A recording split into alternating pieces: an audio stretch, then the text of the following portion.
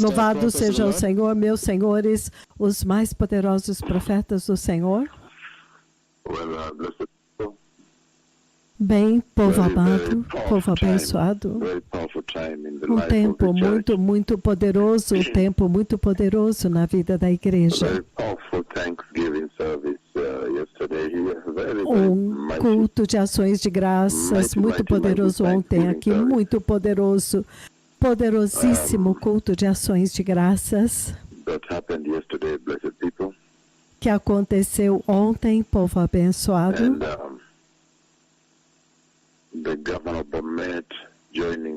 E o governador de Bomet se unindo ao culto de celebração. Poderoso, poderoso, e foi até profundamente na noite. Ai, muito sério mesmo. Realmente foi muito poderoso, indo diante do Senhor, em ações de graças.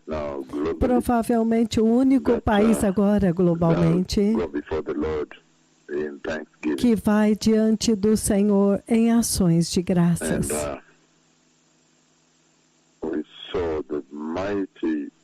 E nós vimos a poderosa mensagem que o Senhor deu ontem, poderosa mensagem que Ele falou para a igreja ontem.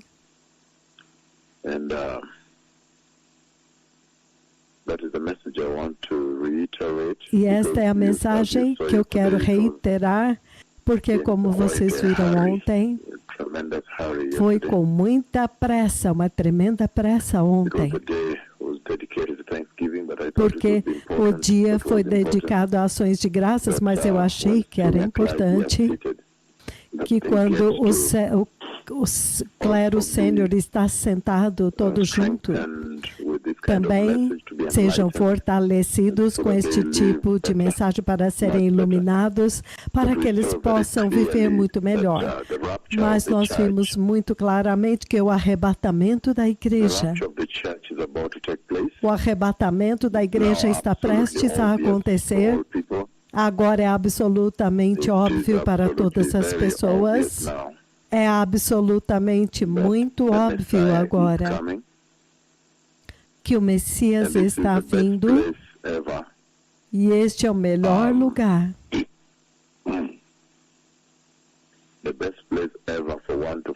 O melhor lugar para alguém se achar. Que este mundo, que as nações da terra se encontram no melhor lugar. É onde há um genuíno entendimento de que o Messias está vindo. Genuíno entendimento de que o Messias está vindo. Este é o melhor lugar para alguém se achar. Estar em um lugar onde cada nação, todos estão cientes e conscientes de que o Messias está vindo e há necessidade de se preparar. Este é o único melhor lugar para qualquer pessoa, qualquer nação, qualquer geração estar. E agora mesmo você pode ver que desde que o Senhor nos enviou a paisagem da terra, há um completo entendimento agora pela maioria das nações de que o Messias está vindo. E você vê que isto desencadeia a necessidade de se preparar. Então, como eu discuti com vocês ontem, a igreja, o clero que estava reunido aqui, um grande número de clero, os mais sêniores, discutindo com eles a vinda do Messias e o arrebatamento da igreja.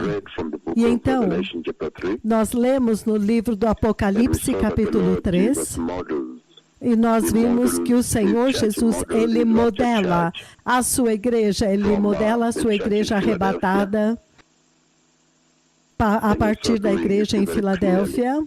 E ao fazer isso, você vê muito claramente que Ele fala com eles com grande amor, com uma tremenda disposição de amor quando ele diz ao anjo da igreja em Filadélfia, escreve: estas são as palavras daquele que é santo e verdadeiro. Eu disse que tudo isso é a mensagem que ele está transmitindo para eles, que ele é santo e verdadeiro. Ele está deixando muito claro que ele é santo e que ele automaticamente está dizendo que todos aqueles que entram no reino dele são santos, porque sem santidade ninguém verá o Senhor. Sede santos, porque eu sou santo. Nós vimos isto ontem e nós vimos que este ser santo, a raiz desta palavra significa separado. Ele é literalmente separado. Ele é separado da corrupção moral deste mundo e, portanto, ele exige daqueles que o sigam também sejam separados. Então, isto nós vimos. Então, ele é o verdadeiro, ele é confiável, você pode depender dele. Então, se o Senhor pode confiar como a primeira testemunha, a fiel testemunha do Senhor nesta missão para libertar a igreja do pecado, e você, como você tem conduzido a sua vida? Então, há muitas perguntas muito grandes aqui. A quem você tem entregado a sua vida? Então, é muito importante para a igreja, esta geração, que você possa entender o seu relacionamento com Israel, a salvação que você tem agora. É muito importante que você entenda como que a sua salvação está relacionada com Israel. Você sabe muito bem que quando o evangelho estava sendo espalhado, primeiro de tudo, se você olhar na Bíblia, a própria Bíblia, você vê que a Bíblia é Israel. Se você olhar toda a Bíblia, toda a palavra de Deus, a Bíblia apresenta, eu não sei se é estranho para você, mas é uma imagem do Senhor focado em Israel. Porque se você olhar Gênesis capítulos 1 a 12, depois da criação, a rebelião, até chegar na rebelião da Torre de Babel, você vê em todo este bloco de escrituras, de Gênesis capítulo 1 até o capítulo 11, você vê uma total contradição, uma distinção, uma diferença, quando você atinge o capítulo 12. Então, Gênesis capítulo 12.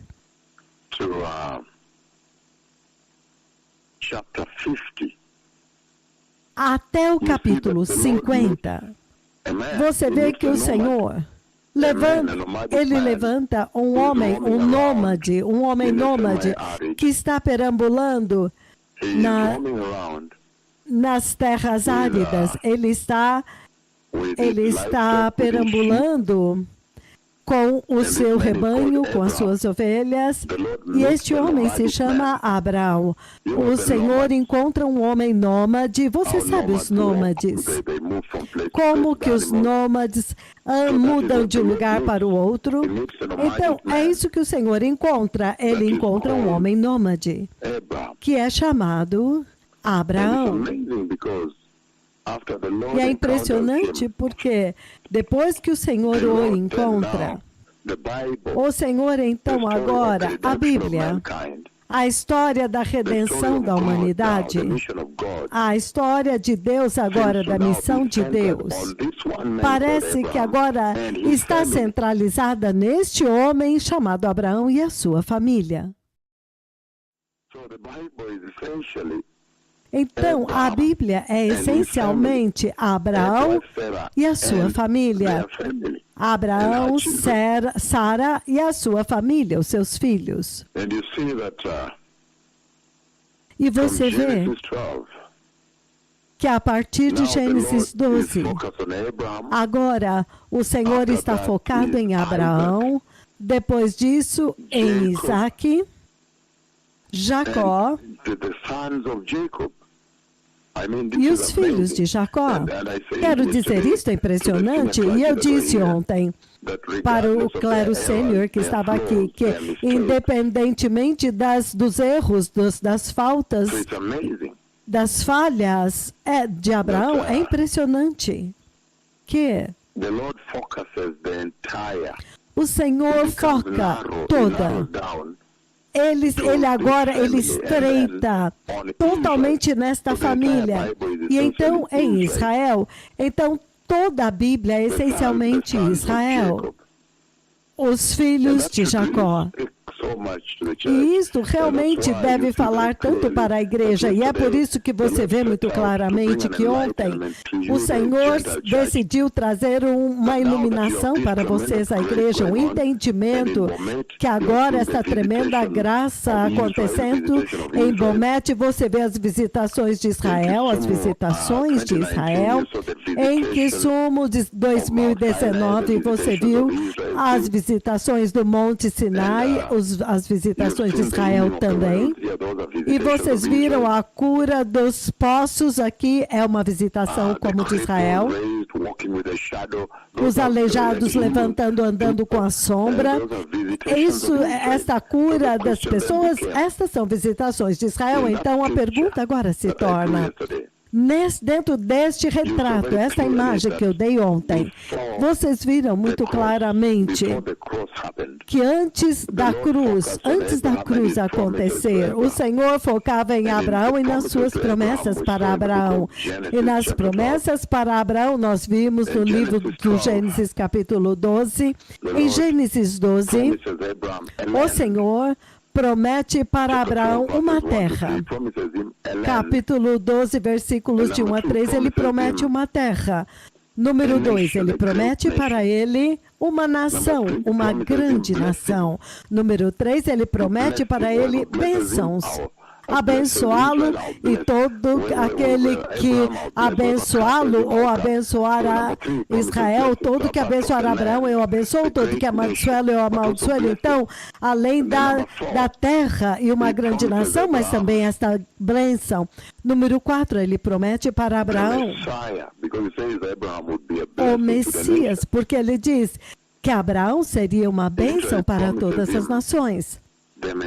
Ele literalmente prometeu para ele o Messias, o Salvador das nações, que agora, através dele, todas as nações seriam abençoadas.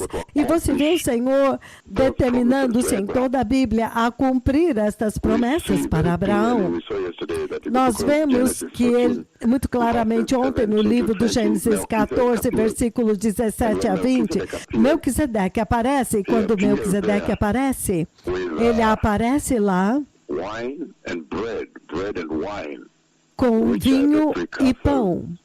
Pão e vinho, que são os precursores da nova aliança, o Messias que estava vindo. E você vê, a fidelidade de Abraão é celebrada pelo Senhor no livro do Gênesis, capítulo 15, versículo 6. Versículo 16, na verdade, Gênesis 15. Versículo 16. 6. Gênesis 15, 6, ele diz: Abraão creu no Senhor e isto lhe foi creditado como justiça. Esta é uma escritura que está sendo sempre mencionada no Novo Testamento a respeito de Abraão. Ele creu em Deus e isto foi creditado a ele como justiça.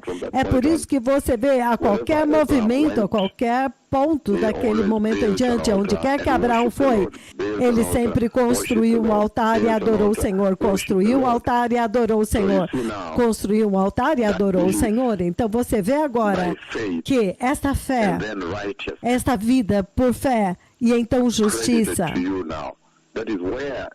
é acreditado a vocês agora. Então é aí onde está Gênesis, é daqui que eu venho. muito poderoso, povo abençoado.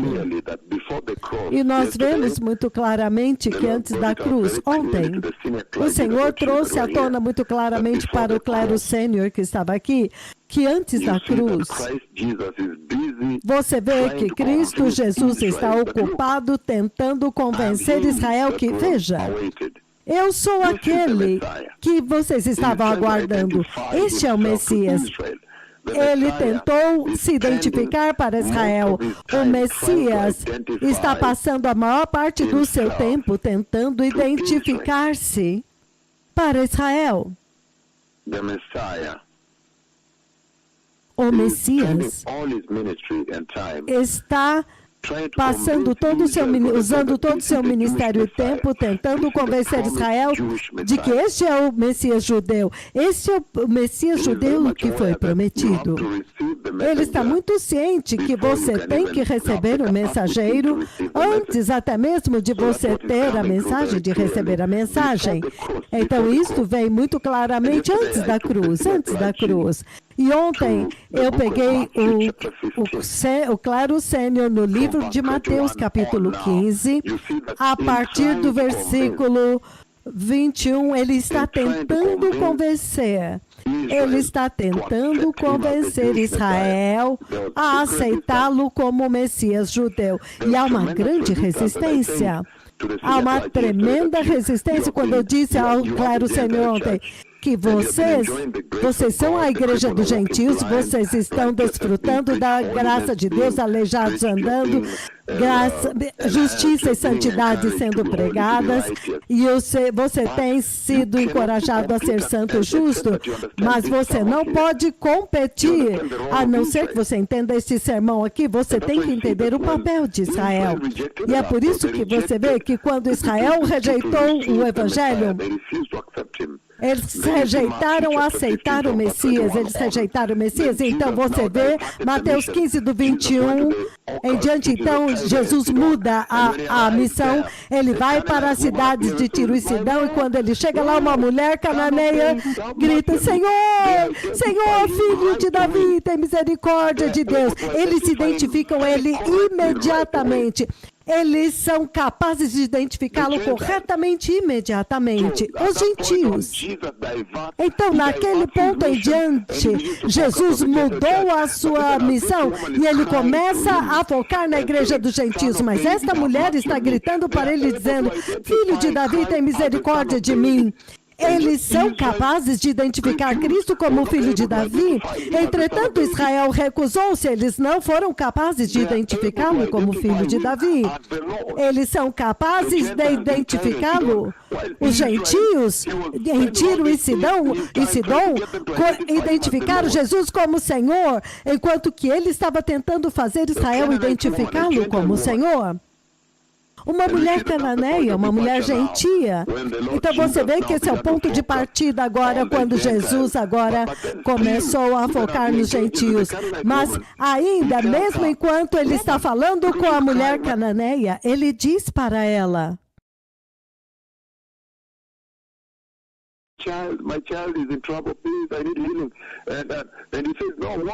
mulher, porque ela está chorando, minha filha está atormentada. E ele diz, não, mulher, eu fui enviado somente para as ovelhas perdidas da casa de Israel.